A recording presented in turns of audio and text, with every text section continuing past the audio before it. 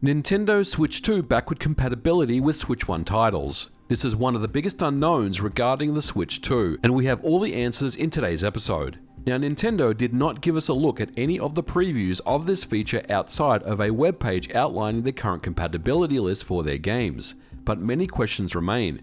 How well does backward compatibility perform on the Switch 2? How good is the emulation? Do we see any boosts in frame rates, resolution, and loading speeds?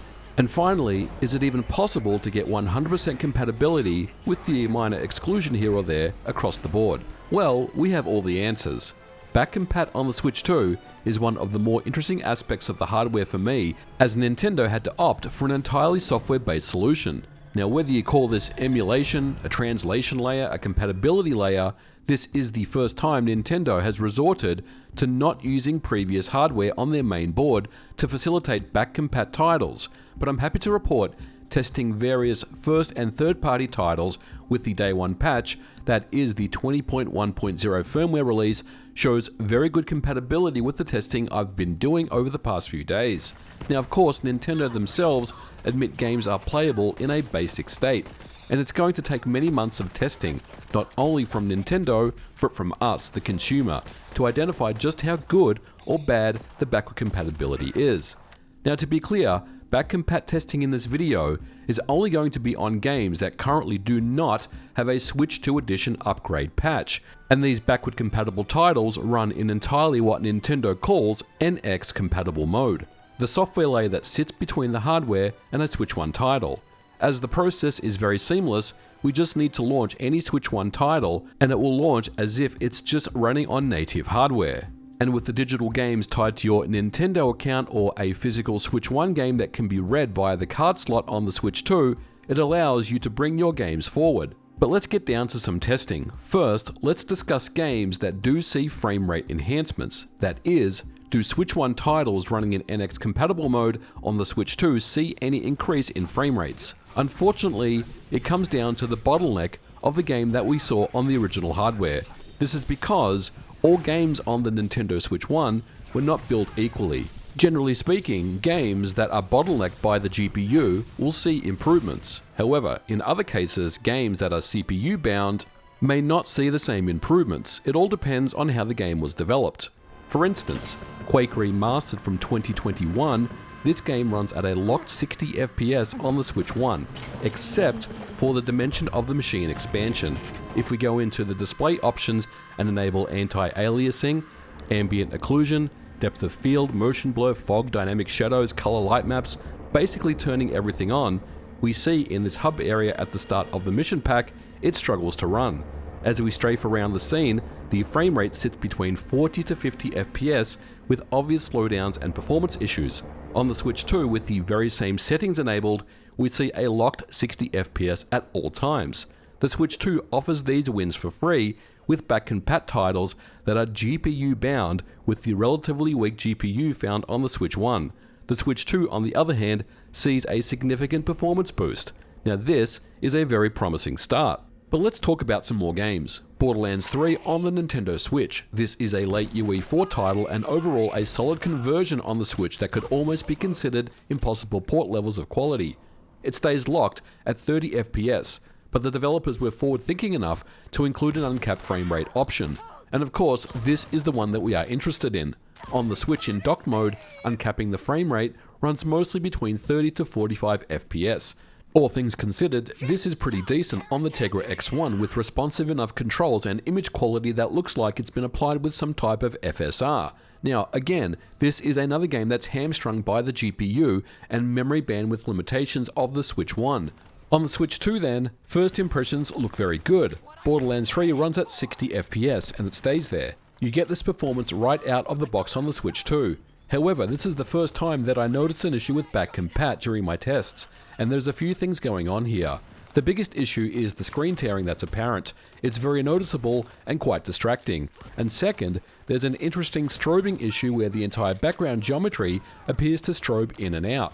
It's particularly distracting during nighttime scenes in the game. Now of course, a Borderlands 3 Switch 2 patch could address these issues right up, but as we mentioned, back compat is software based and Nintendo can hopefully work with Gearbox to address these issues in an updated patch. The 60 FPS boost is welcome, transformative even, but the screen tearing does outline Nintendo's back compat testing may not yet be as comprehensive as we would have liked.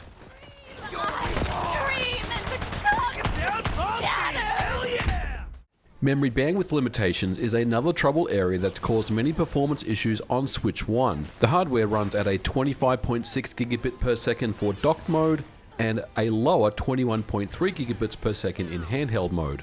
With a modded Switch 1 and overclocking tools, it is possible to push those memory clocks to extreme amounts. On the Switch 2, we're talking about 102 gigabits per second for docked and 68 gigabits per second in handheld mode. Now on paper, any game that is crippled by memory bandwidth issues on the Switch 1 should see improvements on Switch 2. But how do we fare in real world testing? Well, let's take Bayonetta 3, a very popular title with a 60 FPS target. On the Switch 1, it suffers from significant performance issues. During testing a few years ago, increasing GPU and memory clocks certainly does smooth out those frame rates, but the 60 FPS lock seemed out of reach, at least on my overclock Switch. The Switch 2 then, with its increase in GPU and memory clocks, shows a vast improvement in performance, which will make fans of the game very happy. Bayonetta 3 was a late game in the Switch 1 lifecycle which took nearly the entire generation to ship, and perhaps it was best held back for the Switch 2. But what we see here is a locked 60 FPS, and in my tests I haven't seen a single frame drop, but as this is a Switch 1 title, it only hits a max resolution of 810p, and in handheld mode the game looks much worse at 480p, but Nintendo has the right approach by prioritizing performance over visuals when we're talking about backward compatibility. Unfortunately, however, this can come at the expense of games that look poor in handheld mode due to the larger screen of the hardware.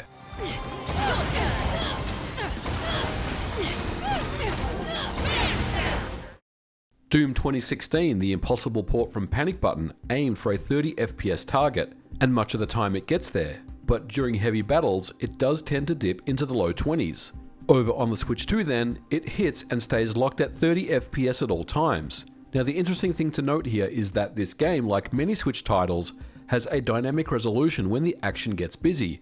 The resolution drops to prioritize frame rates, and Doom 2016 is an interesting use case, both in handheld and dock mode. In both instances, it targets 720p. The current implementation of the NX compatibility mode on the Switch 2 shows no increases in resolution, whether it's handheld or docked, and there is no implementation of DLSS or any other upscaling or internal upresing to 1080p or higher. In other words, you're getting the very same resolution that you were getting on the Nintendo Switch. While this means that most of the time dynamic resolution isn't applied thanks to the performance gains of the hardware, it also means that the games are still tied to the maximum original resolution of the original title, either in handheld or in docked mode. So if a Nintendo Switch title targeted 540p in handheld mode, then we'll start to notice that dreaded Vaseline effect on the Switch 2, and with the larger screen, it means that this Vaseline effect is much more obvious. Xenoblade Chronicles is another great example of this. The developers deployed a dynamic resolution to keep performance to as close as 30 FPS as possible. In handheld mode, the resolution drops to as low as 368p with a max running at 540p. To make the game look cleaner, a temporal AA and sharpening filter is applied. On the Switch 2, this makes the game look much worse, resulting in a very cluttered image quality. Of course, this is a first-party title, and I would expect the entire Xenoblade series to make its way onto the Switch 2 with patches. As it stands, it's far from optimal. Marvel Ultimate Alliance is another title that targets 30 FPS, and when the action heats up, it can drop into the low 20s on the Nintendo Switch 1. However, on the Switch 2, the back compat layer runs nicely, smoothing out performance and locking at 30 FPS. It's not all perfect, however. The game's lack of anti-aliasing really does hurt the visual quality of the game, but compared to the Switch 1, both of these titles are the preferred way to play. Next up is Batman Arkham Knight. This is the Unreal Engine 3 title that I absolutely wanted to try out on the Switch 2. On the Switch 1, if you recall, it was a mess. Obviously, the game is overly ambitious for the Switch 1, and it's just too demanding. While the developers tried every trick in the book to make the game run at playable speeds, it just doesn't work. There's advanced lighting, particles, and rain effects, and of course there's physics, which is a very important part of the entire game. The driving sequences especially are almost unplayable. Many buildings and objects are destructible, which really brings out the feeling of the game. But unfortunately, the complex physics in the game is one of the main factors of the performance issues, and when you are in the driving sequences, it's almost unplayable. And it's during these driving sequences where the game's streaming system simply cannot keep up with the gameplay, and the poor old Switch can't keep up with the demands of everything being thrown at it. On the Switch 2, during these same driving sequences, the game doesn't miss a beat, running at 30 FPS with 0 frame pacing issues. This is a nice little redemption arc for the game that never really seemed to fit on the Switch. Of course, the resolution and textures aren't optimal, and a patch to improve visual fidelity for Switch 2 would be most welcome, but it's $10 on the eShop, and all of a sudden, this game's gone from an unplayable mess to not a bad purchase at all.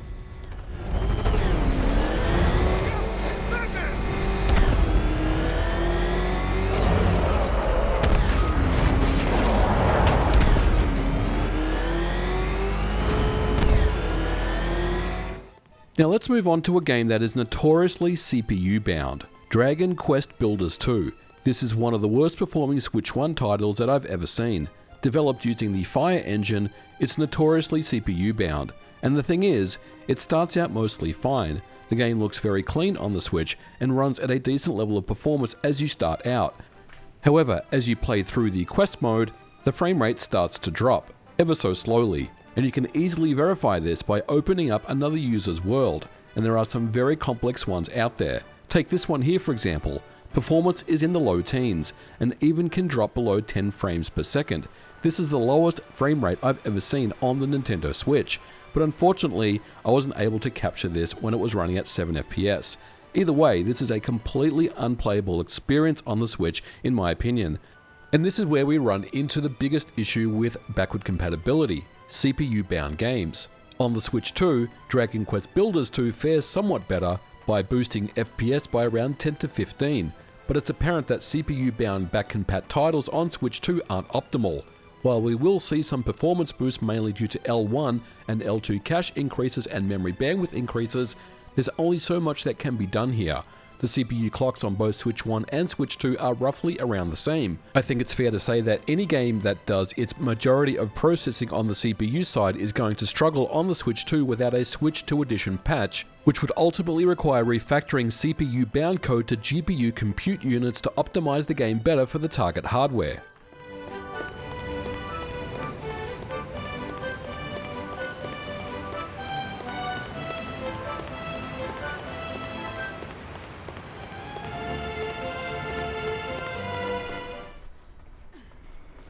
But more often than not, many games will see improvement. Resident Evil Revelations 2 is another Switch 1 title with an uncapped frame rate, which runs at around 40 to 45 FPS. Now I remember back in the day I was hopeful for a performance patch, but it never came. Well, I guess the performance patch is the Switch 2 itself, because going back to this early section, and once again running through the game, it hits 60 FPS with only a minor drop in frames here or there. The only real concern, again, is the visual fidelity, which could use a Switch 2 boost. Hopefully Capcom will revisit the entire Resident Evil games with Switch 2 enhancements and updates. This would be most welcome and would make many fans of Resident Evil quite happy.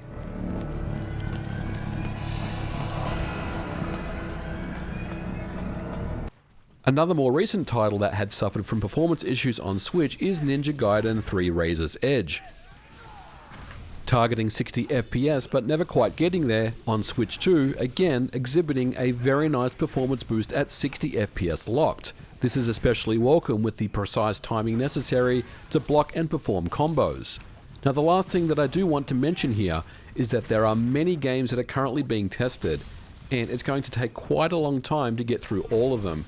And once again, I mentioned it's really up to us, the community, to perform the tests ourselves to identify which games run really well and which are still suboptimal. And the last thing that I do want to cover are loading speeds. Now, in real-world tests, these are much improved over Switch 1, including backward compatible titles. But this is something I'll definitely cover much more in a future episode, as there are differences in speeds between the SD card express slot and the internal storage. And if you do want to see more backward compatibility testing done, let me know the games that you'd like to see in the description below.